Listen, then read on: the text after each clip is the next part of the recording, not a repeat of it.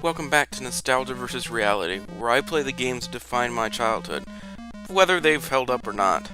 Today we're looking at Midnight Rescue, developed and published by the Learning Company in 1989. As I've mentioned before in this series, many of the games that I played as a kid were edutainment games, and while I've likely lost my memory of most of them to the sands of time, there are still a few of them I can clearly remember.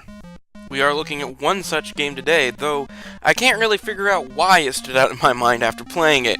Game is extremely simple, it stops being fun and starts being boring almost immediately.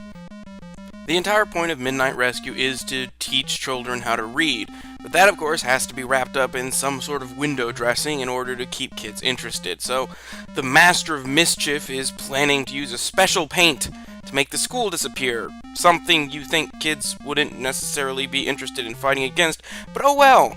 Of course, it's not as straightforward as just finding him and bringing him to justice. He's disguised himself as a robot and holed up inside the school. Thankfully, he's left clues around the school for you to find that will allow you to figure out which of the robots he is. These evil masterminds, so incompetent. Said clues have to be deciphered by reading a passage of text found around the school in very clearly marked spots.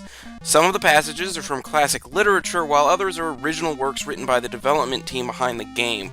After reading the passage, you are given a multiple choice question to answer that is related to the text.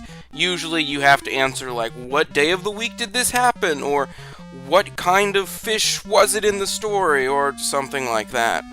If you answer the question wrong, which is hard to believe would happen because these questions are very easy, but let's assume you're the target demographic for this, you can go back and read the passage again, which now has the relevant words highlighted.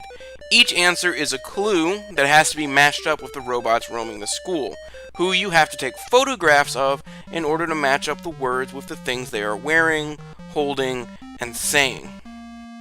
Once you have determined an exact match with one of the robots, or at least eliminated all of the others, you can accuse that robot of being the Master of Mischief, and whether or not you're right, the game ends. Every time you finish the game, you accumulate points towards a lifetime score.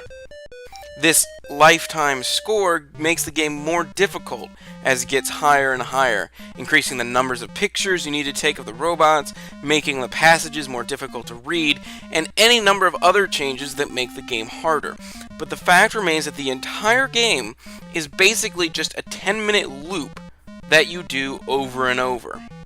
Now, if you have some amount of nostalgia for this game like I do, it's still fun to go back and look at. But the fact is, this game is very much educational to its core.